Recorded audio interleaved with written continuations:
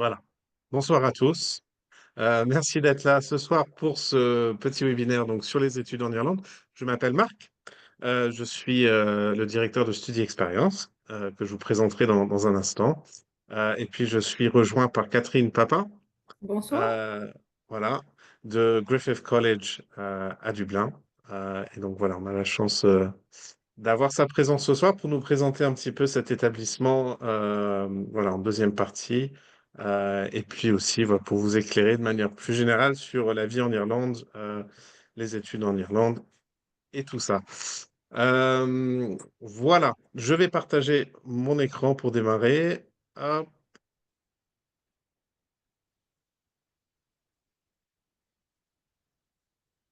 voilà, Catherine, tu me confirmes que c'est tout bon? C'est tout bon. Oui. Formidable. Si vous avez des questions pendant le webinaire, n'hésitez pas à utiliser le chat en bas de votre écran. On essaiera d'y répondre pendant la session. Et puis, on prévoit également de faire une petite session questions-réponses à la fin. Donc, n'hésitez pas à noter aussi vos questions, à nous les poser directement à la fin. Voilà. Bon, pour commencer, donc, je vous présente très rapidement qui je suis et donc mon agence Study Experience. Study Experience est un cabinet de conseil en études à l'étranger. Si vous, voilà, si vous ne nous connaissez pas encore, on est là pour vous accompagner sur toute la question de l'orientation en lien avec les études à l'étranger. Donc, vous aider à choisir les bonnes universités, les bonnes destinations, les bons programmes à l'international.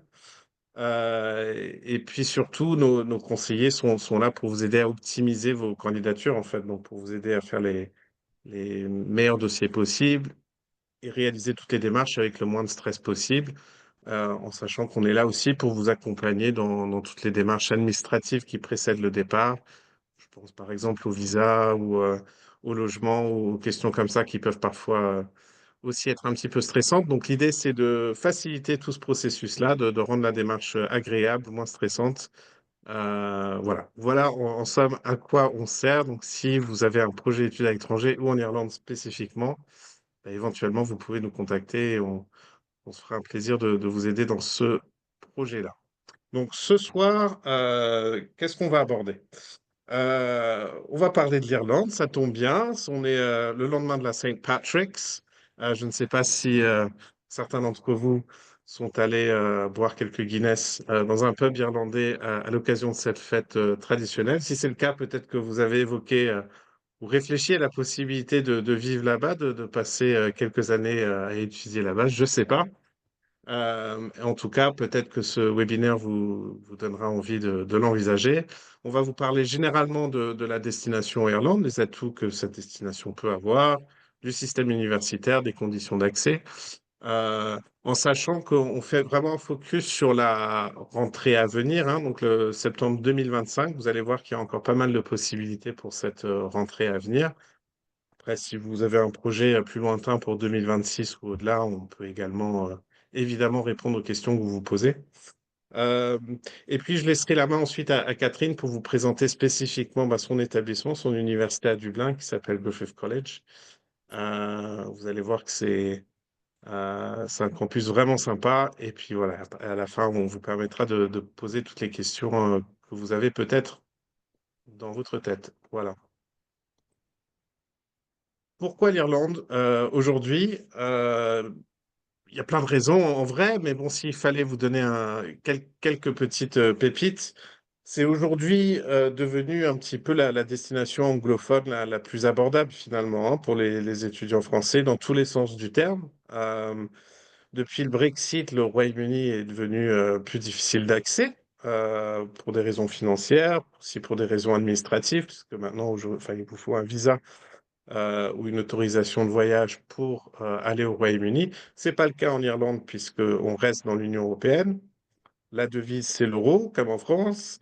Les frais de scolarité, vous allez voir, sont aussi plus abordables puisqu'on reste au sein de l'Europe. Euh, c'est une région du monde qui est très accessible, très cosmopolite. En fait, vous avez beaucoup d'étudiants internationaux qui vont à Dublin. Vous pouvez voir sur la petite carte sur ce slide que beaucoup de capitales européennes desservent directement Dublin, pas que l'Europe d'ailleurs, hein. Vous avez pas mal d'étudiants américains aussi qui viennent Catherine, je ne sais pas à Griffith College quelle est la représentation des étudiants internationaux. Il doit y avoir Alors, un peu de tout. à Griffith, nous avons à peu près 100 nationalités.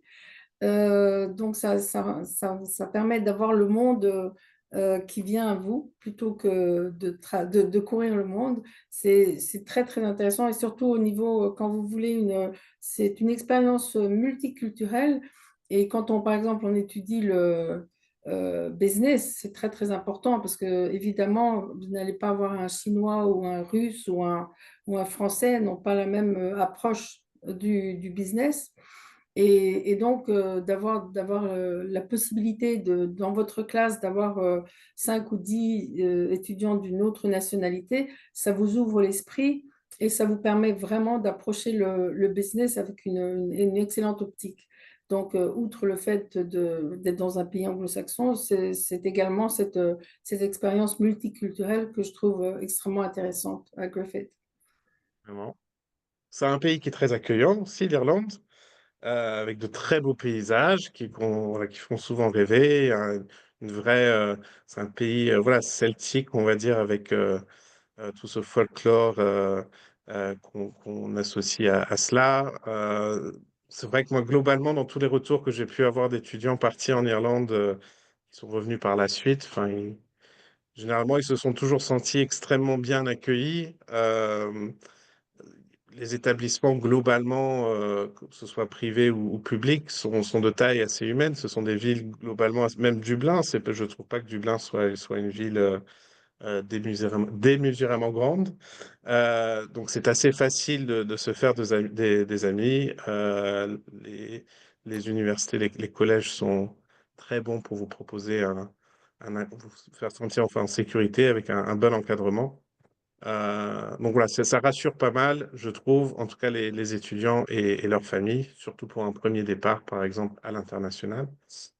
Et puis, bah, ce qui va être important aussi, c'est la qualité de la formation des universités, des programmes qui sont bah, reconnus à l'international. Donc, si vous validez un diplôme universitaire en Irlande, bah, il sera valable en France, mais pas que, partout dans le monde, à vrai dire. Euh, et au-delà de ça, bah, vous allez voir qu'en Irlande, vous avez aussi des universités qui sont bien classées. Vous avez sans doute entendu parler d'établissements comme Trinity College Dublin ou comme University College Dublin, qui font peut-être couler un petit peu plus d'encre que les autres. Ceci dit, je dirais, Catherine, je pense que tu seras d'accord avec moi, mais le niveau d'enseignement et d'éducation en Irlande, comme vous n'avez pas énormément d'universités, c'est assez homogène en fait. C'est très, très homogène. Et pour exemple, tu parlais de Trinity College, qui évidemment est connu dans le monde entier. Eh bien, beaucoup de nos professeurs viennent de Trinity College. Donc, on a les mêmes enseignants, sachant que, par exemple, à Griffith, on a 50% des enseignants qui sont qui viennent de l'académie et 50% qui sont des chefs d'entreprise. Donc, évidemment, ça rend les cours extrêmement intéressants et puis ça vous met vraiment un pied dans la réalité. Mm. Mais c'est vrai que la qualité de l'enseignement en Irlande n'est plus à faire, en fait. Contrairement à d'autres pays où il peut y avoir une grosse disparité, il peut y avoir d'excellentes universités et d'autres nettement moins bonnes. Griffith, la qualité est à peu près similaire. Parce que, comme disait Marc, on n'a pas énormément d'universités, mais la qualité est là, Mm. dans toutes les universités, publiques ou privées.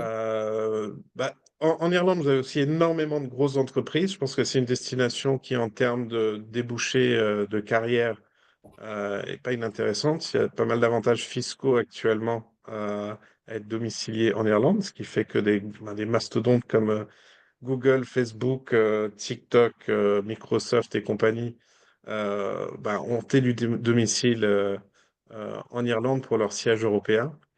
Euh, Donc clairement, ça c'est un gros atout, hein. Il y a quand même pas mal de possibilités en termes d'emploi après vos études, en Et sachant même, que... excuse-moi de t'interrompre, et même Ouais, pendant vos vas-y. études, nous, on a beaucoup d'étudiants Oui. qui trouvent du travail en même temps qu'ils font leurs études. Et Mm. si je peux te donner un rapide exemple, j'avais une étudiante c'était une étudiante de master. Elle a travaillé pour Google pour financer une partie de ses études. Et un jour, au déjeuner, elle parlait de son mémoire avec une amie. Et la personne derrière elle lui a dit, est-ce que vous pouvez venir dans mon bureau demain matin? Et en fait, c'était le CEO. Et après, il a dit, j'ai beaucoup apprécié ce que vous allez mettre dans votre mémoire. Est-ce que vous pouvez m'en dire plus? Et elle a été embauchée et maintenant, elle travaille pour Google Canada. Et elle a un gros poste. Donc, si vous cherchez des opportunités, vous pouvez en trouver, vraiment. C'est une terre d'opportunités. Ouais. Et je précise, hein, comme on reste dans l'Union européenne, aucun visa, évidemment, voilà, est requis pour l'Irlande. Vous pouvez travailler librement pendant les études. On vous conseille de quand même pas travailler 45 heures par semaine parce que ça va empiéter sur vos études. Mais voilà, pas besoin de visa pour travailler pendant les études ni après. Vous pouvez vous installer en Irlande si vous le souhaitez. Et puis, ben, l'autre gros avantage de l'Irlande, c'est le coût des études qui est quand même faible comparé. Enfin, ça reste le pays anglophone le plus abordable, en tout cas pour les étudiants européens aujourd'hui. Euh, les frais de scolarité affichés à l'écran, donc entre 3 et 7 000 euros, c'est typiquement ce qu'on va retrouver au niveau post-bac, autour des 3 000 euros dans le public et jusqu'à 7 000 euros à peu près chez les établissements privés. Euh, Au niveau master, ça peut être, enfin, ce sera typiquement un petit peu plus cher. On peut monter, allez, à 15 000 euros max, on va dire, pour certains masters, sauf peut-être pour des MBA très prisés. Je sais pas, Catherine, qu'est-ce que tu en penses? Alors, nous, notre master est à 10 000 euros. Mm. Je sais par exemple, dans les universités comme Trinity, là, ça devient très onéreux. C'est plutôt dans les 30 000 euros. Mais ça reste quand même, enfin, quand on compare aux Ah, États-Unis je ou en pense que c'est Angleterre, pour certains MBA, Catherine, oui, c'est pour oui, les MBA. oui, oui, Sinon, on est complètement. plutôt autour de 16-17, je crois, à Oui, Trinity. oui, oui, tout à fait. Mais ça Mais reste plus cher. ça reste quand même extrêmement raisonnable comparé Mm. aux États-Unis ou à l'Angleterre, par exemple. Mm. Oui, en sachant que voilà, c'est facile aussi d'y aller. Vous n'avez pas besoin enfin, vous avez pas besoin d'un gros billet d'avion, il n'y a pas de frais de visa. Bon, vous avez le logement à financer qui est pas forcément bon marché en Irlande, mais qui reste quand même relativement raisonnable comparé à d'autres destinations. Et le budget global de ce fait-là reste maîtrisé quoi, sur cette Oui. destination. Et puis aussi, j'insiste sur le fait que lorsque vous êtes en Irlande, il faut vraiment profiter parce que d'une part, l'Irlande est un pays magnifique. Donc, il y a beaucoup nous, notre bureau des étudiants organise énormément de sorties, de déplacements, de soirées, enfin, de visites dans Connemara, enfin, partout en Irlande. Mais également, c'est quand même le Ryanair est irlandais. Et donc, vous pouvez également, encore une fois que vous êtes un peu à l'aise et que vous commencez à voyager, j'ai beaucoup d'étudiants qui partent passer un week-end à Copenhagen ou à Londres ou ailleurs parce que les tarifs sont vraiment Mm. très, très raisonnables. Donc, il faut vraiment prendre cette année ou ces années, si vous décidez de faire tout un bachelor, pour vraiment voyager, vous ouvrir l'esprit, c'est profiter au maximum des opportunités qui vous sont offertes. Mm. Je vais vous présenter rapidement le système éducatif irlandais, qui est finalement assez proche quand même du système français. On reste dans le système LMD, donc licence, master, doctorat. Les bachelors en Irlande se font en 3 ou 4 ans. En 3 ans, vous avez un bachelor classique, euh, qui en vrai équivaut la licence en France. Mais pour accéder au niveau master en Irlande, typiquement, il faut avoir fait un bachelor en 4 ans, donc le bachelor with honors. Donc vous avez une année supplémentaire qu'on pourrait du coup un petit peu assimiler au Master 1 en France, je suppose. Euh, à l'exception près que si vous validez une licence en France et que vous souhaitez faire votre master en Irlande par la suite, votre licence française vous permet d'accéder au niveau master. C'est ça, hein, Catherine, notamment à Griffith Oui, College? alors juste, nous, notre bachelor ordinary, notre bachelor honors est en 3 ans, sachant que le bachelor honors Ok. est évidemment plus difficile, mais ça vous permet ensuite de valider un master en un an. Alors, on est resté sur le système de Bologne, l'accord de Bologne. Donc, un bachelor en 3 ans plus un master équivaut à un master 5, enfin un master 2 en France. Le bachelor honors est intéressant, enfin, j'en parlerai plus longuement après, mais parce que durant la 3e année, vous avez vraiment un business plan à préparer, vous avez un tuteur qui vous aide à le préparer, vous avez un vrai business plan.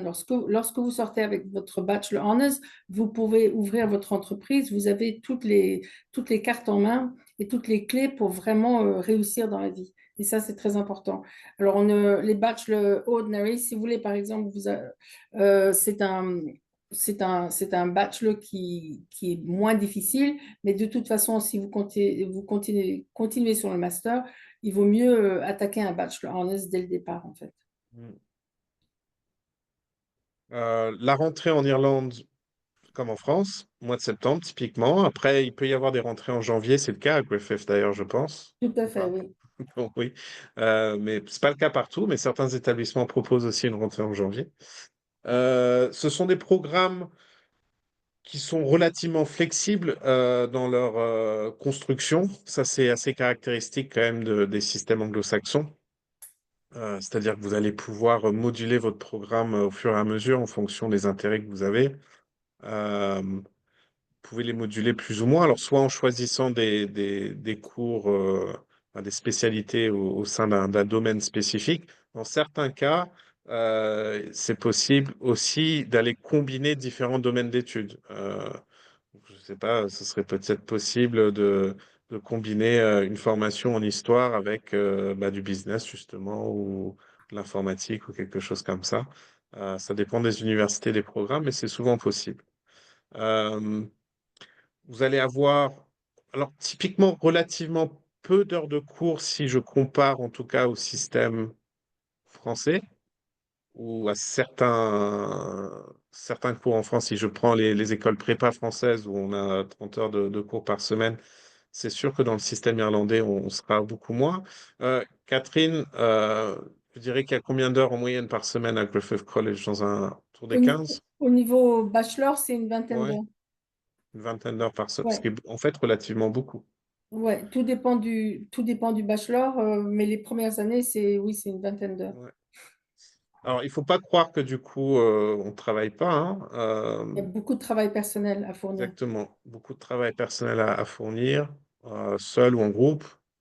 Euh, et puis avec une approche de pédagogie inversée, hein, qu'on trouve dans plus ou moins tous les pays anglo-saxons. Où ça veut dire quoi la pédagogie inversée? Ça veut dire qu'on on s'attend à ce que vous fassiez un peu de travail et de recherche en amont du cours et que vous arriviez préparé en cours pour pouvoir approfondir le sujet avec le professeur, plutôt que de vous nourrir le cours à la petite cuillère et après vous avez des révisions à faire. On fonctionne à l'inverse. Vous avez des choses que vous pouvez réviser en amont, apprendre en amont seul et que vous approfondissez ensuite avec le professeur. L'évaluation se fait sur examen, en contrôle continu. Beaucoup de travaux en groupe, typiquement, ça fait vraiment partie de l'apprentissage. Vous allez avoir des choses à faire seul, mais beaucoup de travaux en groupe. Après, ça dépend peut-être aussi du domaine d'études que vous faites et de l'approche aussi que vous choisissez, puisque vous pouvez aussi bien suivre des formations très académiques ou des formations très professionnelles qui préparent au monde de l'entreprise spécifiquement. Les enseignants, très disponibles, hein, généralement, Catherine, et ce sera Ouais. particulièrement le cas, je pense, dans un endroit comme Griffith. Oui, oui, tout à Hein. fait. En fait, nous avons fait un sondage l'année dernière pour les 50 ans de Griffith.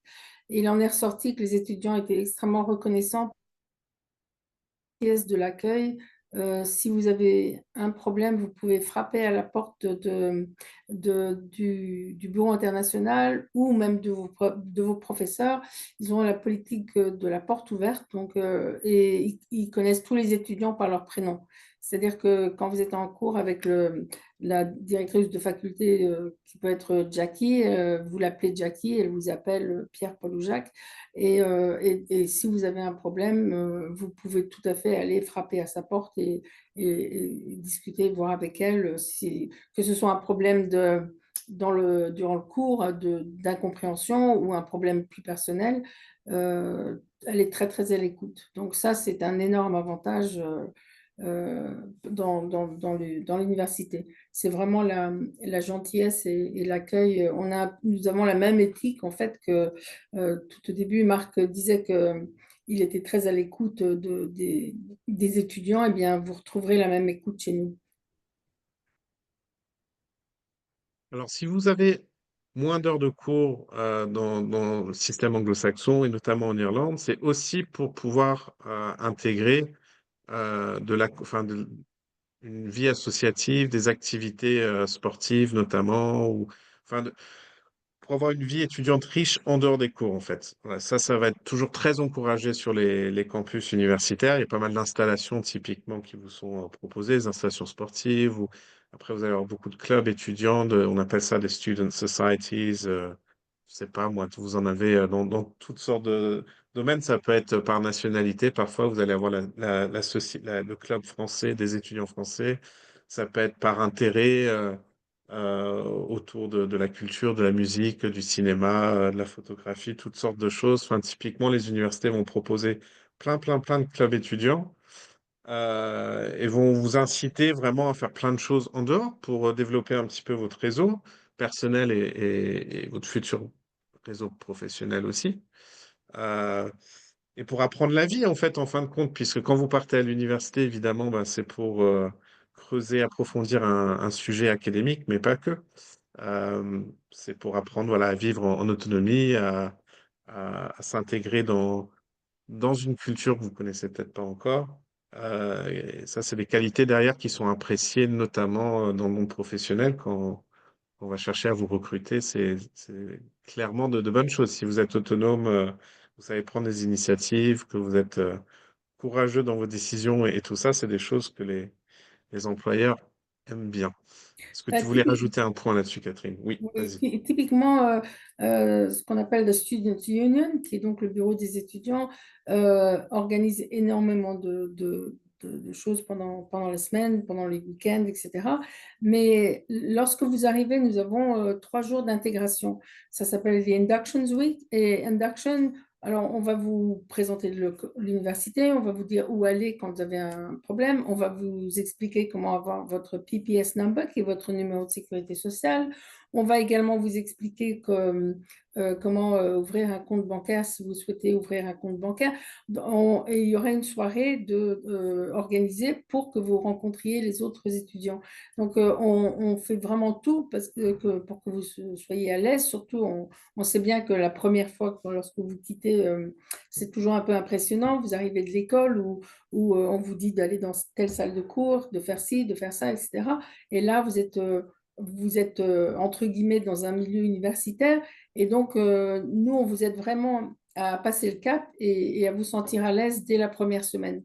Et ça c'est très très important parce que le fait de vous intégrer, comme disait Marc, c'est très important pour vous faire des amis.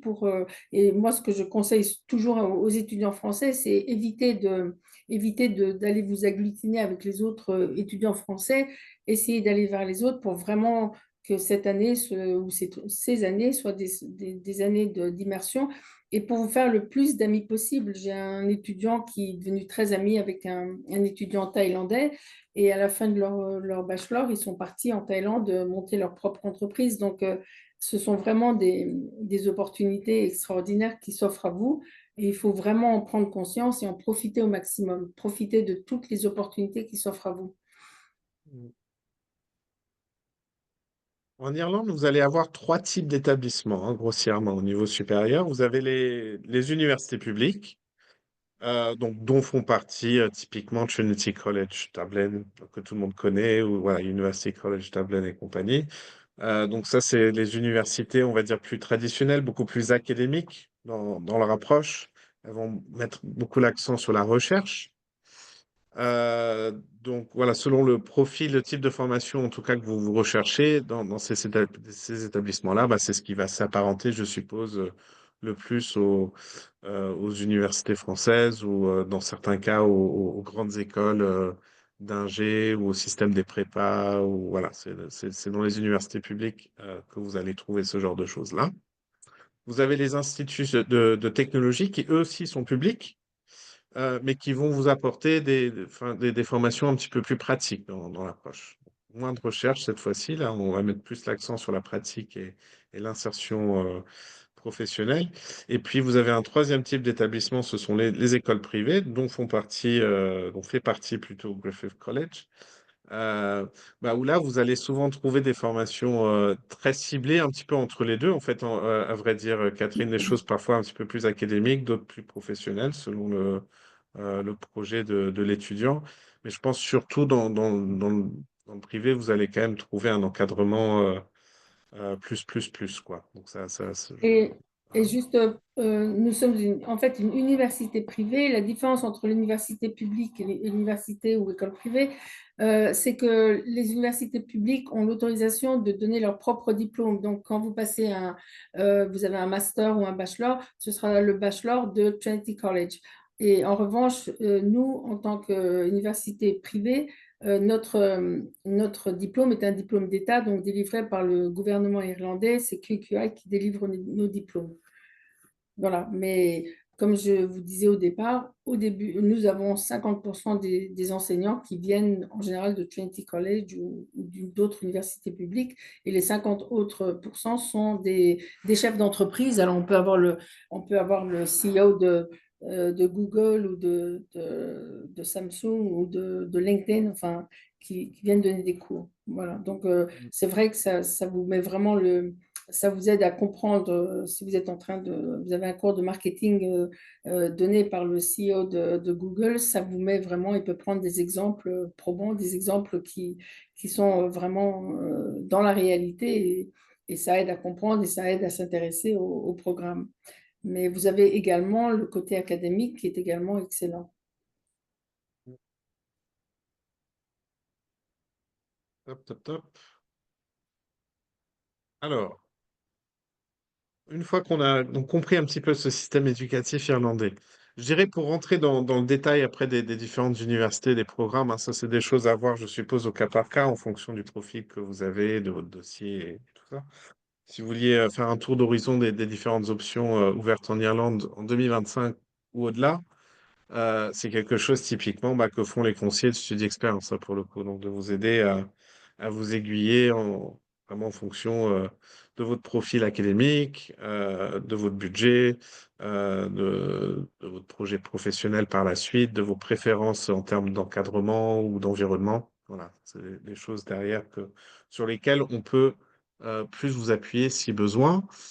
Pour la rentrée prochaine, une idée reçue, pardon, c'était de dire que la deadline pour postuler était le 1er février. Vous avez peut-être vu passer cette deadline pour postuler aux universités irlandaises, qui est le 1er février. C'est pas vrai, enfin, c'est en partie vrai. Disons que c'est une date limite qui est en place euh, pour certains, enfin, en particulier pour des programmes très sélectifs dans le secteur public. On pense typiquement à des études comme enfin, tout ce qui est études de médecine, par exemple, ou vétérinaire, ou sur certains programmes très demandés dans des universités particulièrement sélectives. C'est vrai que une fois qu'on a passé la date du 1er février sur ces programmes-là, ça devient compliqué, voire impossible. Mais en réalité, la l'écrasante majorité des programmes restent disponibles et ouverts aux candidatures passé cette date. Pour ce qui est du système public, vous avez en réalité jusqu'au 1er mai pour postuler via une plateforme qui s'appelle CAO, qui est l'équivalent irlandais de Parcoursup. Et donc, via cette plateforme-là, vous pouvez présenter des candidatures si vous le souhaitez, donc auprès d'universités public. Pour être admis, ben, typiquement, ou être, en tout cas, pour que le dossier soit étudié, vous avez certaines choses à fournir. Ça peut être des relevés de notes. Un test d'anglais officiel, en principe, vous sera demandé. Les tests d'anglais, typiquement, qu'on vous demandera, c'est l'IELTS ou le TOEFL. Euh, et vous allez avoir après les résultats d'admission assez tard dans le public, hein, dans le système public en postulant via CAO. Vous postulez maintenant ou avant le 1er mai, mais vous n'allez pas savoir si vous êtes admis avant fin août, début septembre. C'est un petit peu quand même contraignant puisque typiquement les étudiants quand même ont postulé ailleurs, notamment dans les écoles françaises par exemple, pour lesquelles ils doivent se positionner bien avant euh, août-septembre. Bon, dans notre expérience, enfin, si on regarde les 2, 3 dernières années, les 2, 3 dernières fournées, on va dire, d'étudiants qui ont présenté l'Irlande via ce système-là, donc du public, et donc via CAO, tous ont obtenu l'un de leurs 3 premiers choix dans CAO, même s'ils ont dû attendre donc, jusqu'à la dernière minute. Donc, au final, tout va bien qui finit bien. Après, c'est vrai que c'est quand même un petit peu stressant, je suppose, d'attendre fin août, début septembre, de savoir où on va. Euh, mais vous avez aussi en Irlande donc, le système privé, euh, où là, les procédures sont un petit peu différentes. On postule directement dans ces cas-là auprès de l'établissement ciblé. Vous n'avez aucune date limite là pour le coup, hein, donc enfin si ce n'est la date de commencement du programme ou peut-être une semaine ou 2 semaines avant. Il faut quand même, c'est ce qu'il y a de mieux d'anticiper et de s'y prendre tôt quand on peut. Euh, on vous demandera de fournir typiquement, pareil, des relevés de notes, un test d'anglais pas forcément officiel. Catherine, tu me disais tout à l'heure d'ailleurs à Griffith College, vous faites votre propre test d'anglais en fait en interne gratuitement. Ouais, tout à fait. En fait, on fait ça parce que ça permet aux étudiants d'évaluer tout de suite leur niveau d'anglais et pour éviter les déceptions. Il arrive que certains étudiants nous disent j'ai un très bon niveau et il s'avère en fait que ils n'avaient pas le niveau qu'ils espéraient. Et d'autres nous disent ah, je suis pas très bon, etc. Ils ont une bonne surprise parce qu'en fait, ils ont le niveau requis pour commencer une année diplômante. Donc, dès que vous êtes inscrit à Griffith, on vous envoie un mail pour vous demander si vous avez déjà passé Duolingo ou IELTS, un test officiel, ou si vous souhaitez passer le nôtre. Vous pouvez le passer, c'est le Oxford Test en fait. Et vous pouvez le passer 2 fois gratuitement. À partir de la troisième fois, ça devient payant. Sachant que vous pouvez le passer une première fois, par exemple, la semaine prochaine, et il vous manque très peu pour arriver à valider le niveau. Et vous pouvez le repasser, travailler un peu votre anglais, et le repasser un mois ou 2 mois après, par exemple au mois de mai. Ça vous donne le temps de mieux vous y préparer. Et comme ça, vous êtes tranquille, vous pouvez vous inscrire dans le domaine, dans votre domaine de prédilection. Si toutefois vous n'avez vraiment pas le niveau et que vous souhaitez quand même, nous avons pas mal de solutions dont je parlerai plus tard qui vous permettent quand même de venir, qui vont repousser d'un semestre ou voire deux l'année diplômante, mais nous on fait vraiment tout pour que l'anglais ne soit pas un handicap parce que il y a quelques années, c'était un plus de parler anglais. Maintenant, c'est devenu un must. Et je pense que la meilleure solution, c'est de mettre ce problème derrière vous le plus tôt possible. Parce que certains étudiants se disent, oh, je vais d'abord passer mon bachelor ou mon master et après on verra. Sauf qu'après, il faut travailler ou on a une vie familiale ou je ne sais quoi. Alors que si vous prenez dès le baccalauréat, vous vous dites, bon, la priorité, c'est d'abord de parler anglais et ensuite j'attaque les études, je pense que c'est la meilleure démarche parce que c'est très, en fait, en un semestre ou une année au maximum, vous pouvez tout à fait devenir bilingue. Donc ça, j'ai juste un petit exemple. Ma fille qui avait fait un travail dans une entreprise après son baccalauréat, lui a demandé de rester travailler, de lui offrir un poste parce qu'elle était totalement bilingue. alors qu'elle n'avait aucune expérience. Donc vraiment, enfin, avoir la possibilité de devenir totalement bilingue, c'est vraiment, vraiment un plus et c'est la priorité à mon sens. D'autant que même si vous voulez faire des études en France, les grandes écoles en général exigent un niveau d'anglais. Et moi, je travaille beaucoup avec les grandes écoles et ils me disent un étudiant qui est venu, qui a fait un semestre ou une année à l'étranger est beaucoup plus mûr, beaucoup plus sûr de lui et ils apprécient ce genre d'étudiants. Donc, ça vaut vraiment la peine de s'y intéresser. Donc, tout ça pour vous dire que même si vous n'avez pas le niveau requis, il ne faut pas que ça vous empêche de faire des études internationales. Yes. Et alors, sachant que quand on postule du coup dans ces écoles privées, les résultats d'admission sont beaucoup plus rapides. Vous n'allez pas devoir attendre fin août, septembre, là pour le coup. Absolument. Typiquement, sous quelques jours, vous savez si vous êtes admis, au moins de manière conditionnelle. C'est-à-dire que si vous n'avez pas passé le bac, par exemple, enfin, vous êtes en train de le passer, on vous dira voilà, que vous êtes admis sous Sous réserve réserve. de valider le bac en fin d'année. Mais bon, vous savez que l'affaire est dans la poche. Donc ça, c'est vrai que c'est un gros avantage quand même, là, pour le coup, du système privé irlandais versus le public.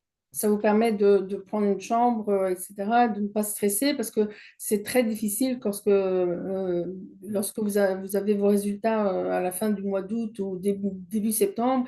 Il faut trouver un logement, il faut s'y préparer alors que c'est évident que si au mois de juin, vous savez où vous allez, vous êtes préparé, vous rentrez et vos parents également, je suppose, parce que quand on a des enfants, on s'inquiète de savoir où ils vont, comment ça va ça se passer, etc. Donc, de savoir, c'est pour ça qu'on peut éviter le CAO, enfin, notamment pour Griffith. Ça vous évite le stress d'attendre tout l'été, de ne pas savoir où vous allez. Mm. Bah, moi, j'arrive au bout de ma petite partie de la présentation. Je vais vous laisser simplement les... On la voit pas bien, mon adresse. Mais bon, Non, tu si vous as choisi avez, une couleur flashy, mais mais si vous avez des questions par la suite ou si vous êtes intéressé éventuellement par un accompagnement pour présenter des universités irlandaises, voilà, il ne faut pas hésiter à nous contacter à l'adresse info@studyexperience.fr et voilà, puis on vous répondra rapidement. Et maintenant, on va passer donc du coup à un petit zoom plus précis sur les études à Griffith College. Donc Catherine, je vais te laisser la main. très bien, avec Euh, plaisir. oh, j'ai un slide high-tech qui, Oui. qui bouge. Ça, comment dire. Hop, on va y arriver. Voilà, très Alors bien. voilà, voilà le campus de Dublin. Alors, pour information, nous avons trois campus, Dublin, Cork et Limerick. Limerick, je ne vais pas en parler beaucoup parce que c'est essentiellement pour les masters. Dublin et Cork, c'est pour les bachelors et pour d'autres programmes dont je vous parlerai tout à l'heure. Alors, Griffith, comme vous voyez derrière les deux bâtiments, ce sont les résidences universitaires. Donc, lorsque vous êtes sur le campus, c'est un peu un campus à l'américaine avec un green, avec le bureau des étudiants, avec la salle de conférence et des salles tout autour. Nous avons à peu près 9000 étudiants sur les trois campus. À Dublin, il doit y en avoir 6 000 à 7 000 environ. Et nous avons principalement cinq facultés. La faculté de droit, la faculté d'informatique, engineering and computing, la faculté de commerce qui englobe tout, c'est-à-dire aussi bien finance et compta que business international, que hospitality and tourism. Enfin, ça englobe tout ce qui est commerce. Marketing évidemment, etc. Et nous avons également design, architecture d'intérieur et stylisme, et enfin journalisme et communication. Alors, Il y a un nous avons slide qui récapitule tout ça. Ça va être voilà, celui-ci, non? tout à fait. Voilà. Alors, les programmes, nous avons des programmes de bachelor. Donc, je ne sais pas si vous êtes plutôt des étudiants en bachelor ou des étudiants en master. mais nous avons un grand choix de bachelor qui se font en 3 ans. Et comme je vous l'expliquais, les 3 années, en fait, correspondent à 4, puisque lorsque vous avez terminé, vous avez un bac plus 4, puisque le master se fait en un an ensuite. Donc, entre guillemets, vous gagnez un an. Les études, alors, si vous avez un problème de choix, si vous n'êtes pas complètement décidé, nous avons établi il y a quelques années, une dizaine d'années, nous avons commencé à faire un programme qui s'appelle un gap year. Le gap year, c'est une année qui permet aux étudiants qui ne savent pas ce qu'ils veulent faire de venir et de piocher un peu dans tous les programmes. C'est-à-dire, vous vous dites, tiens, ben, le journalisme pourrait m'intéresser, mais je ne suis pas sûre, etc. Eh bien, vous pouvez prendre expression écrite, par exemple. Vous prenez un module d'expression écrite. Vous pouvez prendre un module de marketing. Donc, vous piochez dans... Alors, ce n'est pas une année diplômante ou un semestre diplômant, bien sûr, puisque vous ne faites pas la totalité des modules d'un programme, mais ça va vous aider à vous diriger parce que vous allez peut-être faire un module de droit et vous dire, ben, en fait, non, ça me passionne le droit, c'est vraiment ce que j'ai envie de faire. Alors, parfois, ce qu'on appelle une année de césure, mais c'est une année de césure construite, c'est-à-dire que vous ne partez pas sac à dos en Inde, vous êtes quand même dans l'environnement universitaire, donc vous habituez à vivre, à commencer votre troisième cycle en fait. Donc vous êtes vraiment avec les autres étudiants. Si vous choisissez des modules, vous êtes avec les étudiants de première année qui font l'année diplômante. Donc ça vous aide vraiment à voir ce qu'est une année universitaire. Et en même temps, vous suivez des cours d'anglais, donc vous améliorez bien sûr de façon significative votre anglais. Ce gap year, vous pouvez le faire soit sur un semestre, et ensuite vous vous dites, bon, en fait, j'aime énormément le marketing, donc j'ai envie de faire du commerce. Et en janvier, vous débutez votre année diplômante. Donc, vous finissez avec un semestre de retard, bien sûr, mais beaucoup d'étudiants ont l'impression que se disent, ben non, mais faire une année de gap, c'est peut-être une année, entre guillemets, perdue. Mais en fait, non, parce que je rencontre souvent des étudiants qui commencent des études par défaut. C'est-à-dire qu'ils vont commencer à faire du droit parce que leurs parents sont avocats, ou de médecine, ou je ne sais quoi, parce qu'en fait, ils ne savent pas vraiment ce qu'ils veulent faire, ou faire de l'histoire, ça c'est typique.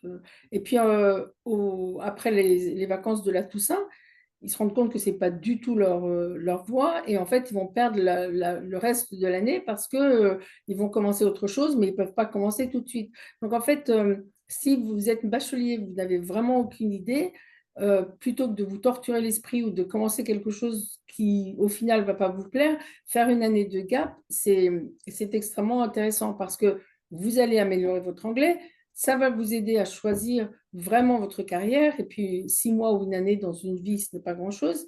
Et puis, ça va vraiment vous apprendre à vivre dans la vie universitaire, qui est quand même un gros choc après le bac, si vous voulez, quand vous êtes dans une école, etc. Et du jour au lendemain, vous vous retrouvez dans une université. Et comme c'est très encadré, vous vous sentez en sûreté, mais ça vous permet d'évoluer, de grandir, de prendre de l'assurance dans un milieu bien construit. Alors ça, c'est une première chose.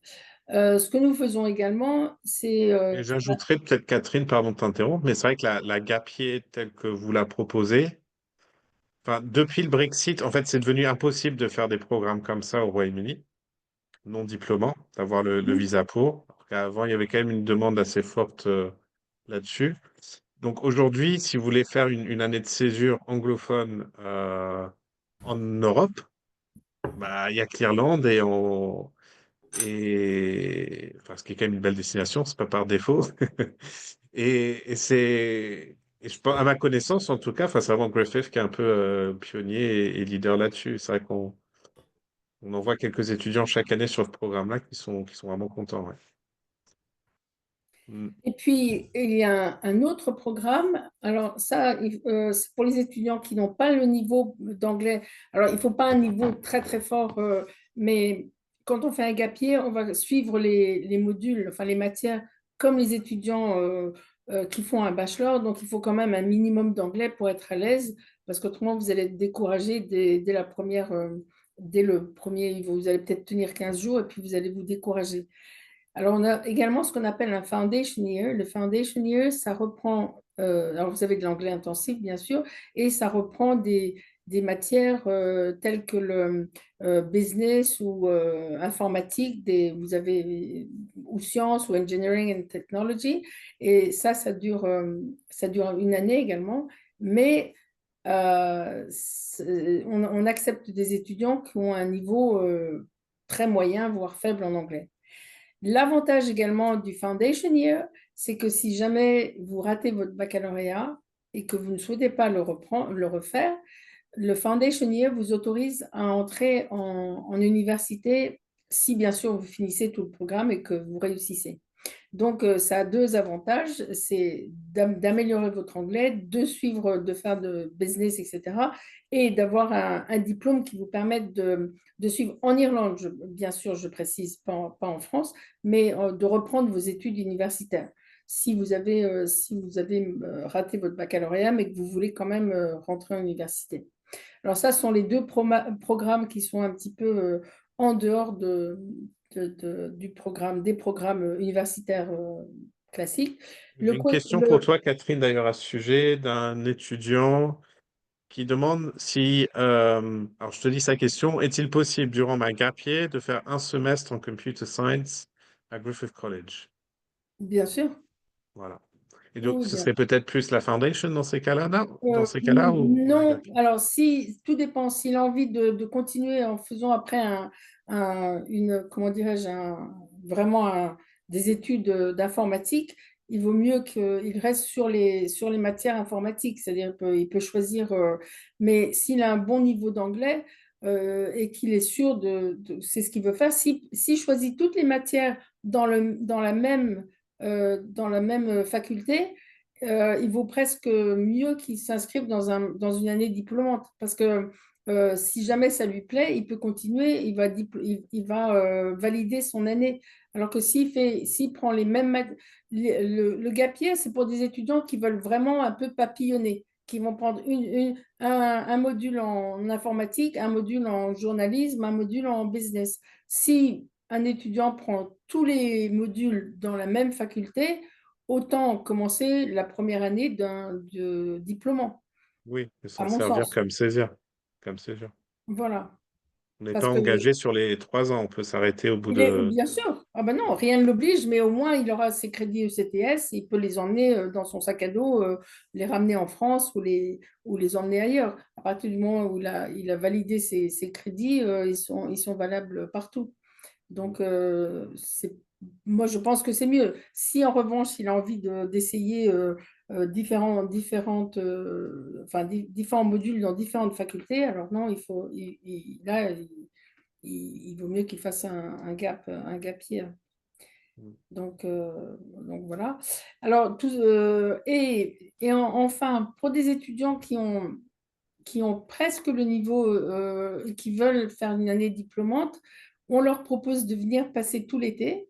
Alors, c'est un sacrifice, évidemment, si vous avez déjà prévu d'aller partir en vacances à la mer ou à la montagne, mais, enfin, sachant qu'à Cork, il y a la mer, vous pouvez faire les 12 semestres en 12 semaines, pardon, et en 12 semaines, normalement, on récupère un demi-point. C'est-à-dire que, admettons, vous êtes 5,5 IELTS, pour arriver à 6, il faut 12 semaines en général. Et là, vous êtes en immersion totale, c'est-à-dire que vous avez vos cours d'anglais, mais ce qu'on vous conseille de faire également, c'est d'être en famille d'accueil et de trouver un job. Donc, vous êtes vraiment à 300% en immersion totale et normalement, vous pouvez récupérer le demi-point qui vous manque si vous travaillez. Donc, on essaye vraiment de trouver toutes les solutions pour qu'un étudiant ne se sente pas découragé, ne se dise pas ah non, mon anglais, il est vraiment nul, je ne peux rien faire. Il y a toujours moyen de faire quelque chose et franchement, je pense qu'après, vous ne le regretterez pas parce que, euh, comme je vous disais, parler anglais, c'est absolument indispensable et ça vous mettra très à l'aise. C'est-à-dire que le jour où vous allez rechercher un emploi vous n'êtes évidemment pas le seul à envoyer votre CV. Vous avez 50, le chef d'entreprise va recevoir 50 CV. C'est évident que s'il arrive et il vous dit can we continue in English? Peut-on continuer en anglais? Et que vous dites yes, of course. Actually, I was in Ireland last year. Et vous êtes tout à fait à l'aise. On voit que vous êtes capable de parler parce que le problème, si vous parlez un peu anglais, même si vous pensez bien parler, quand on est en entrevue, on perd ses moyens. Et donc, il faut vraiment être bilingue pour être complètement à l'aise dans une conversation. Donc, une année à l'étranger, même si vous ne faites pas tout votre cursus, c'est vraiment important de le faire. Est-ce Voilà. que... Alors, j'ai des questions qui arrivent, mais plus pas forcément liées à Griffith, donc j'y répondrai à la fin Ah oui, peut-être. oui, oui, sans problème. Euh, mais du coup, peut-être parler rapidement des conditions d'admission à Alors, Griffith College. oui, tout à fait. Alors, euh, encore une fois, si vous souhaitez vous inscrire à Griffith College, Marc ou moi, enfin, et son équipe ou moi pouvons vous y aider, bien sûr. Vous d'abord parlez à Marc pour être sûr que vous inscrivez dans le programme qui vous convienne. Et une fois que vous avez bien déterminé le programme qui vous convient, c'est une inscription en ligne qui est tout à fait, qui est très simple. Vous avez les prérequis, c'est d'abord donc d'avoir le niveau d'anglais qui correspond aux études que vous souhaitez faire. Et puis ensuite, d'avoir validé soit votre baccalauréat, enfin tout dépend de quel domaine vous voulez entrer.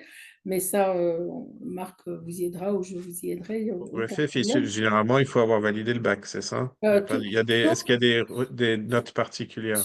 non, sauf pour le Foundation Year où là, il n'y a pas besoin du baccalauréat puisque Ouais. c'est également proposé pour des étudiants qui n'ont pas eu le bac et qui veulent justement avoir un niveau bac pour continuer dans les études supérieures. Donc, tous les autres, oui, bien sûr, ils vont pouvoir avoir validé le baccalauréat. Le Et niveau bac, puis, mais pas forcément besoin d'avoir une note en maths, par exemple. non, non, normalement, il faut 12 de moyenne, mais ce qui est important, on est conscient que certains étudiants, j'ai trois garçons et je le sais pour preuve, c'est Mhm. souvent, on, traînent un peu des pieds, mais une fois qu'ils ont trouvé comment dirais-je, la carrière qui les intéresse, là, ils se mettent à travailler. Donc, évidemment, il faut avoir le bac, etc. Mais si vraiment vous êtes motivé pour intégrer, ça pose en général pas de problème. Avec une lettre de motivation, à la fin de l'inscription, vous avez un endroit où vous pouvez mettre, comment dirais-je, pas une lettre de motivation, mais donner vos raisons. Et en général, ça passe bien. Alors, dès que vous êtes inscrit, alors pour Cork, c'est un peu différent, mais parce que c'est plus facile d'avoir un hébergement. Pour Dublin, c'est essentiel. Dès que vous êtes inscrit, vous allez recevoir un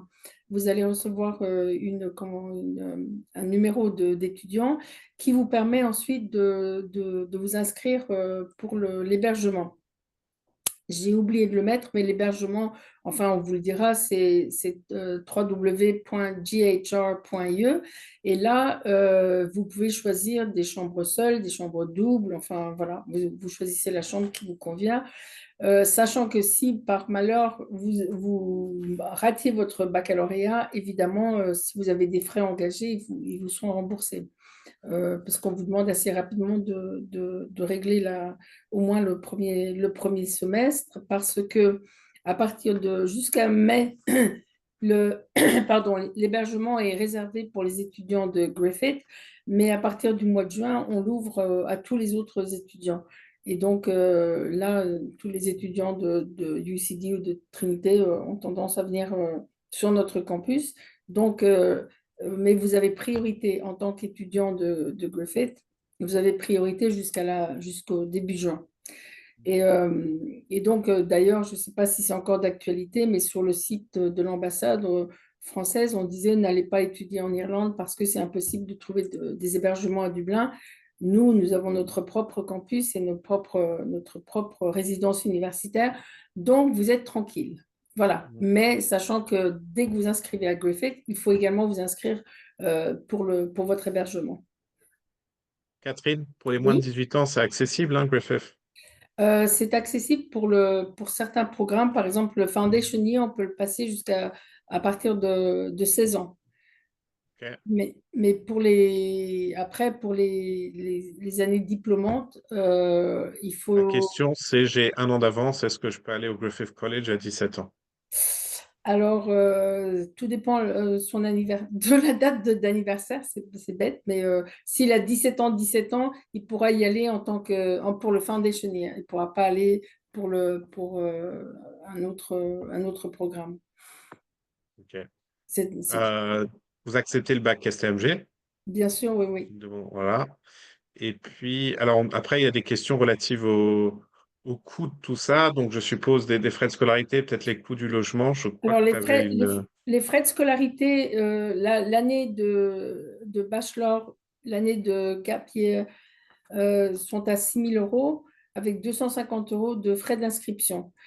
Foundation Year, c'est également 6 000 euros, donc pour toutes les années. Si vous faites juste un semestre, c'est 3 000 euros et 2 550 euros de frais d'inscription, 250 euros, pardon, de frais d'inscription. Vous avez également 2% dans les programmes diplômants, vous avez 2% en plus. C'est un accord, alors c'est un accord que nous avons entre la plupart des universités.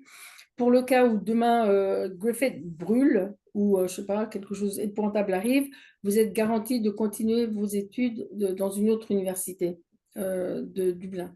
C'est juste le gouvernement a voulu qu'on fasse ça, enfin les universités qui souhaitaient Donc, on s'inscrire ajoute deux le pour cent aux font. frais de scolarité, c'est ça? Voilà, exactement, Ok. qui vous garantit que si jamais il arrivait, et la raison pour laquelle, c'est qu'il y a quelques années, il y a une école avait ouvert un programme qui en fait n'était pas diplômant, et les étudiants se sont retrouvés le bec dans l'eau. Donc, pour éviter tout problème, si jamais Griffith coulait ou il avait quelque chose, enfin voilà, qui n'arrivera pas, mais vous êtes assuré de repartir avec un diplôme si vous faites un bachelor en business, international business, vous repartirez avec un diplôme.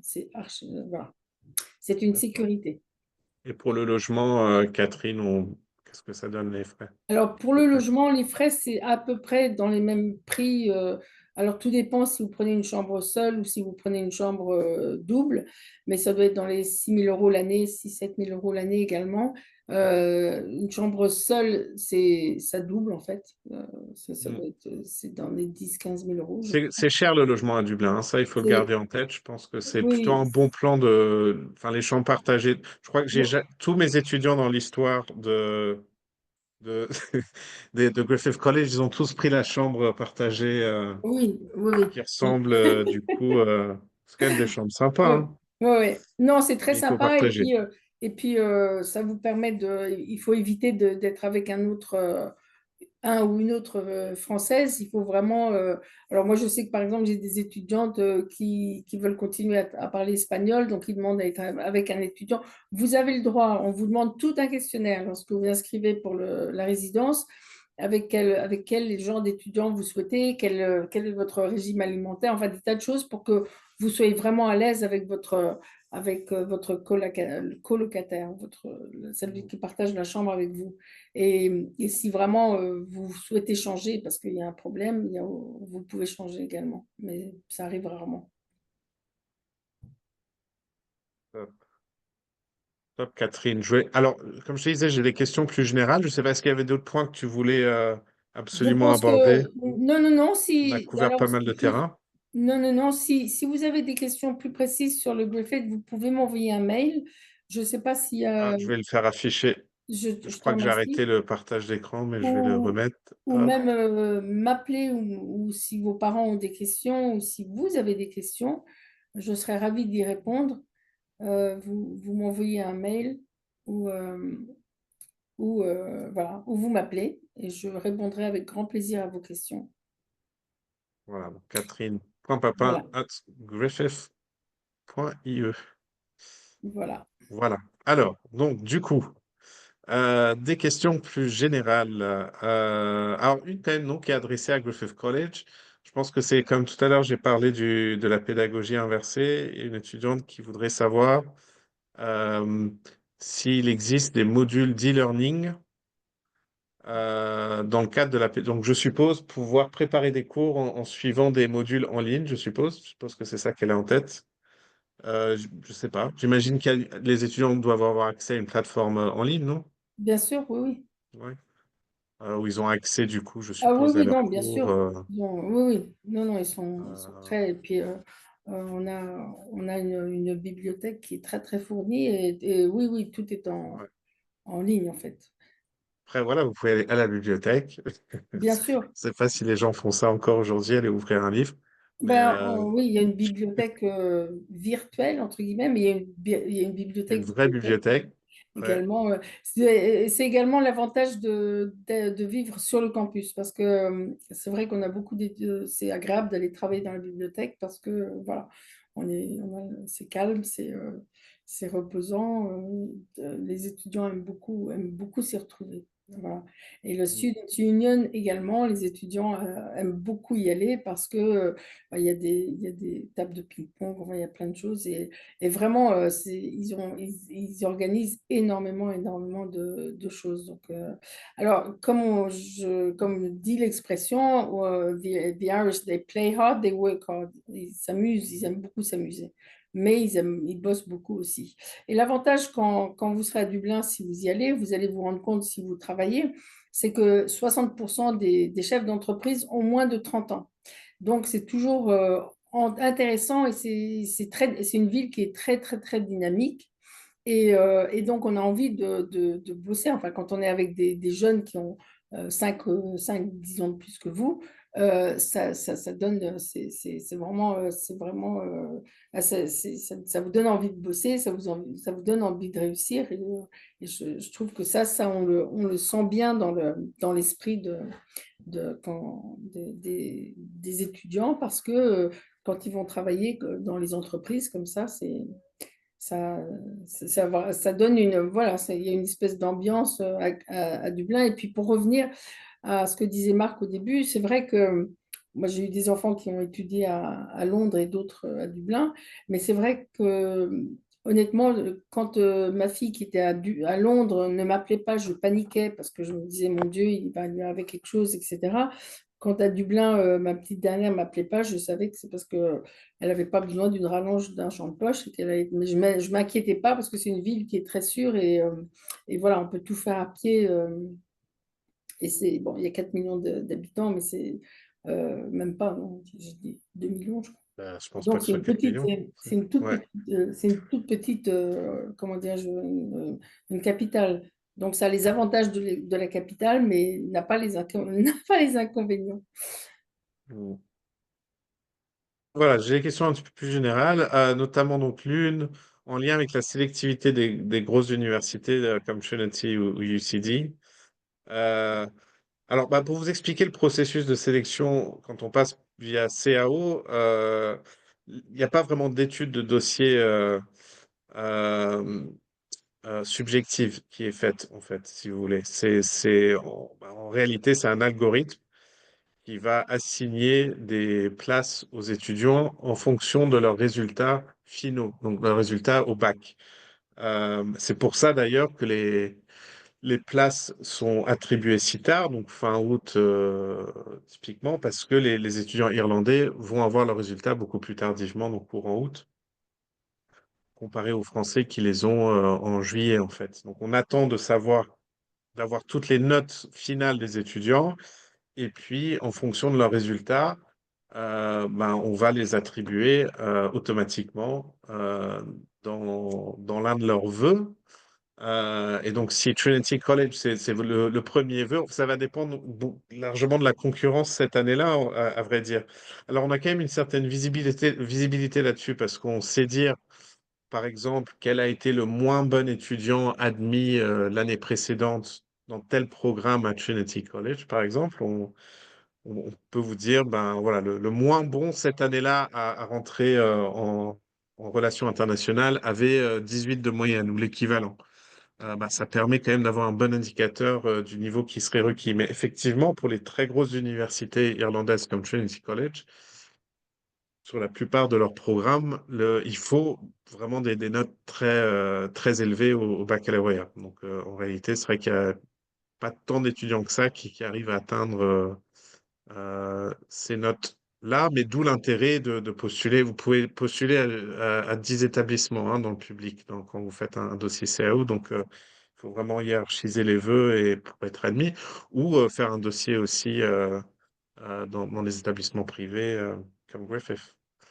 Et effectivement, donc, cette même personne parle de la difficulté de se loger à Dublin, surtout si on a les réponses très tardives. Oui, c'est un sujet, effectivement, c'est compliqué. Est-ce que j'ai des conseils à ce niveau-là? Je dirais que si je me fie aux étudiants qui se sont trouvés dans ces situations-là par le passé, il y en a certains qui vont se positionner très tôt sur un logement avant même de savoir s'ils sont admis ou pas.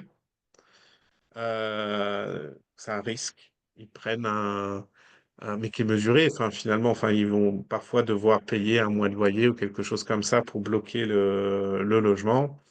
Euh, bon, ceci dit, si parmi vos choix, vous prenez que des établissements dans une ville ou dans une région, bah, parfois, voilà, on peut bien s'en sortir. Il faut y réfléchir. Ça fait partie, je dirais, de la réflexion stratégique à mener en amont. Quand on choisit les universités, le logement fait partie un petit peu de cette réflexion-là. Mais si on anticipe bien et qu'on peut effectivement peut-être prendre un petit risque sur un logement, quitte à se dire, bon, bah, si j'y vais pas, ben, j'aurais perdu mon acompte. Ce qu'on ne souhaite pas, mais bon, ça peut arriver. Ça, c'est une stratégie. Notre stratégie, c'est de s'y prendre tôt. Et quand je dis tôt, c'est ben, 2 ans à l'avance, en fait, en vrai. Il y en a qui vont postuler maintenant pour la rentrée de 2026, qui vont décaler leur offre, en fait, d'un an. Ce qui vous permet ensuite en sachant où vous êtes pris, de réserver tranquillement un logement pour 2026. Et pourquoi pas, entre les deux, de faire une année de césure. Pourquoi pas avec Griffith College, d'ailleurs. Ça peut être une stratégie aussi. Euh, Après, on trouve toujours du logement, même à la dernière minute, hein, mais c'est vrai que ça peut. Vous allez avoir moins de choix et ça coûte cher. Ça, c'est vraiment le point noir, je dirais, d'Irlande, en fait. Catherine, tu serais d'accord Absolument, avec oui, ça? oui. Le logement, c'est casse-pied, quoi. Oui, oui. Bah, c'est devenu un peu prohibitif il y a quelques années, ça l'est encore, mais depuis la guerre en Ukraine, le gouvernement a accepté beaucoup d'Ukrainiens. Et comme il n'y avait déjà pas énormément de logements, ça a fait monter les prix parce que le gouvernement, là où un étudiant payait 180 euros par semaine dans une chambre, une famille d'accueil, le gouvernement proposait 500 euros. Donc évidemment, toutes les personnes qui avaient des chambres d'accueil ont préféré le donner au gouvernement et du coup, ça a un peu, ça a tari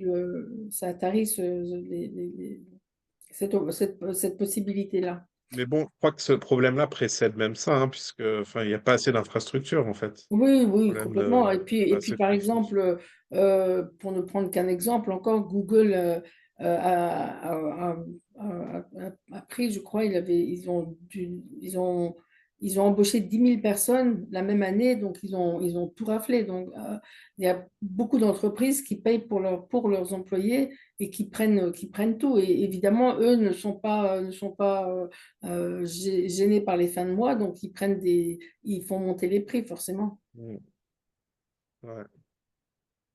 Euh, j'ai lu qu'il était indispensable d'avoir une note en maths au bac pour être admissible. Ah ben, c'est vrai, en fait, dans le public, c'est vrai qu'il faut avoir une note en maths. Est-ce que c'est problématique du coup? Ben, dans le public, possiblement oui. Si vous avez aucune note de maths sur votre relevé, ça sera problématique, même pour postuler dans des matières plus littéraires, par exemple. Plusieurs solutions dans ces cas-là. Vous pouvez vous rabattre sur le privé, sur des établissements comme Griffith College. Je ne pense pas que ce soit un frein là pour le coup, Catherine. Non, non, non, non. Voilà. Euh, donc Enfin, peut-être dans si, ce cas-là peut-être faire pour le faire premier finance. cycle. Oui, ça dépend de ce qu'on veut étudier. Si on fait une licence en maths, sans maths, ça va être compliqué. Mais si c'est pas le cas, ce serait peut-être probablement le meilleur conseil, en fait, c'est plutôt de privilégier justement les établissements privés en Irlande sur la destination Irlande ou de se rabattre sur d'autres destinations. Mais c'est vrai que c'est un sujet. Un autre étudiant qui a un bac international et qui n'a pas encore ses notes, mais des notes prédictives. Oui, en fait, enfin, ça dépend vraiment du système dans lequel, si on parle des universités publiques où vous allez postuler via CAO, comme je vous l'expliquais tout à l'heure, vous saurez si vous êtes pris ou pas en fonction de vos résultats finaux au IB. Pas les predicted grades, les notes prédictives, là, pour le coup, ne jouent pas réellement Mm. hein, Non, dans le non. système public, mais pas, En pas fait, du tout. On veut voir les vrais résultats. voilà, parce que par exemple, en fait, ce qui se passe, c'est que parce qu'en Irlande, les étudiants passent ce qu'on appelle un Leaving Cert. Et ils peuvent avoir, ils ont 100 points par matière, et il y a 6 Mm. matières, voire 7, on peut en prendre jusqu'à 7. Et donc, si vous avez, par exemple, vous voulez rentrer dans telle école, euh, à UCD, par exemple, et ben, ils exigent 600 points entre 580 et 600. Et puis plus vous baissez, plus vous pouvez intégrer des écoles de moins grand standing, entre guillemets, ou des écoles de technologie, là, des technology. Mm. Mais en fait, c'est le CIO, c'est ça. C'est-à-dire que ma petite fille, par exemple, elle avait 610 points parce qu'elle avait pris cette parce qu'elle voulait faire de l'ingénierie aéronautique. Malgré ses notes excellentes, elle a quand même eu son résultat vraiment au mois de début septembre. Donc, bon, comme elle habite en Irlande, ça tombait plutôt bien. Mais je veux dire, ça a été compliqué après, même pour elle, pour trouver un hébergement, etc. Donc, ma fille était un peu stressée parce que c'est compliqué au dernier Mm. moment d'aller chercher. Elle savait absolument pas si elle allait être prise, parce qu'il y avait deux universités. Elle a été prise là où elle voulait, à Limerick, mais Mm. c'est un risque à prendre. C'est-à-dire, Ouais.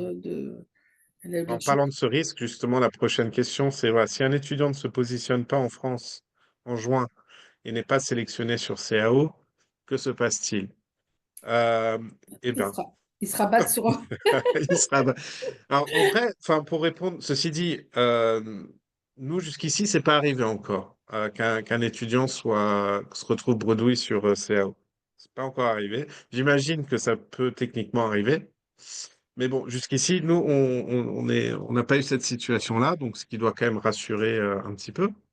Mais si cette situation-là se présente, ben, après, c'est pas la fin du monde non plus. Je veux dire, mon conseil probablement serait de se rabattre sur une année de césure, et Ou académique ou autre, ou autre. Enfin, ça peut être même une du année diplômante, bénévolat. d'ailleurs. Même une année diplômante. À partir du moment où ils ont le Dans le baccalauréat. privé, dans ces cas-là, Oui, Catherine. en privé, oui, C'est bien ça, sûr. voilà. Oui, Mais si l'idée, c'est de faire le public oui, oui. Bien sûr, oui, ou oui. rien, voilà. Mais Mais bon. même, ils peuvent très bien faire la première année par exemple, du moment qu'ils ont les 60 crédits ECTS à la fin de l'année, si ensuite ils veulent partir et aller ailleurs, ils auront leurs 60 crédits. Donc, ils re-apply pour la deuxième année. C'est comme en France, si tu changes d'université, parce que à partir du moment où tu as tes 60 crédits, tu peux les avoir n'importe où. Mm. Alors, il me reste trois questions, Catherine. Après, je te propose qu'on mette fin au webinaire. Après, évidemment, si vous en avez d'autres, enfin, on reste. C'est pas votre seule opportunité pour échanger avec nous, hein. Enfin, vous avez Oui, nos oui. coordonnées. Vous pouvez nous contacter par On, la suite. envoyez un mail à Marc, et il C'est n'y a aucun ça. problème, avec plaisir. Mais Parfois, les questions viennent après. ouais. Alors, une question qui est intéressante, en fait, si on fait un Bachelor of Honors à Griffith College, peut-on ensuite prétendre au master des universités publiques irlandaises, notamment Trinity? Oui. Voilà, rapide et efficace. Effectivement, enfin, il n'y a aucun problème Ah de non, non, oui, reconnaissance oui, entre le c'est. privé et le Ouais, public. ouais, ouais. Ça, c'est pas un sujet. Euh, alors ça, je suis pas sûr d'avoir bien compris la question. Pour être sûr de faire ses études en Irlande, Alors, je pense que c'est ça. Je pense que c'est pour rebondir sur la question de CAO, si on sait pas, si on n'est pas sûr d'être pris ou pas dans CAO et qu'on veut prévoir un plan B éventuellement à Griffith, est-ce qu'il faut postuler sur les deux en même temps? Après, Griffith College, on peut y postuler tardivement, hein, Catherine. Oui, tout à fait. Mais pour répondre à votre question, vous pouvez très bien postuler. Alors, non.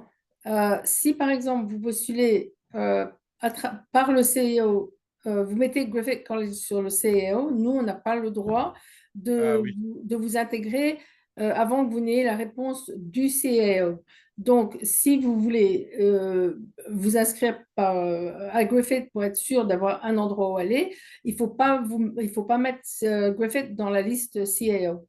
C'est-à-dire que vous mettez ce que vous voulez dans Trinity ou UCD, enfin voilà, et vous allez vous inscrire à Griffith avec l'aide de Marc. Mm, Et parce que de toute façon, ça ne vous engage à rien, techniquement. Enfin, on ne va pas vous demander de régler quoi que ce soit avant d'avoir votre lettre définitive. Donc, vous n'êtes pas obligé de payer tout de suite. Ça vous laisse le temps d'attendre le résultat de CEO. Ça vous donne entre guillemets, une issue de secours. Mais sachant que rien ne vous empêche d'attendre et de vous inscrire à Griffith, mais surtout ne mettez pas Griffith dans vos choix de CAO parce que là, on ne peut plus rien faire. Parce qu'on on va vous dire d'accord et on va recevoir un mail de CAO en disant cet étudiant s'est inscrit à travers le CAO, donc il faut attendre les mm, résultats. mm. Oui, donc ne présentez pas Griffith College via le CAO. C'est Surtout vrai que pas. l'option vous est proposée, mais il Voilà. faut pas. Ouais. Faut pas, sinon il faut attendre. Non, non. Bon, alors j'ai une dernière question d'ordre général, je pense encore en lien avec les mathématiques. Euh, pour une fille qui aurait fait spécialité maths, je suppose, en première et pas en terminale, ou qui aurait des notes euh, de maths en première, pas en terminale. Dans ce cas de figure-là, je pense que ça passe parce que il y aura une note de maths sur le relevé du bac. Si c'était la spécialité maths en première et que vous l'avez arrêté euh, pour la terminale, là, dans ces cas-là, c'est pas un souci. Il y aura une ligne mathématique sur le relevé du bac. Ça pose un souci quand il n'y a pas du tout de ligne maths sur le relevé du bac. Mais je pense que c'est plus possible aujourd'hui avec les réformes qui sont passées. Donc, normalement, dans ces cas-là, vous êtes à l'abri, il y a pas de souci à se faire. Voilà, bah, Catherine, on aura bien bossé ce soir. Eh bien, merci Marc de Voilà, m'avoir merci à invité. toi. Merci à tous d'être venus nous regarder ce soir. Tout est enregistré. Je vais mettre ça en ligne demain sans faute sur le site internet.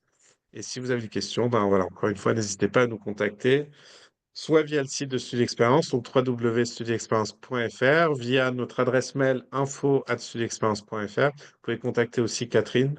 Ton adresse mail, Catherine, c'était... Catherine.papin@griffith.ie. Voilà. Formidable. Merci beaucoup et bonne soirée à Merci. tous. Bonne soirée. Au revoir. Merci Marc.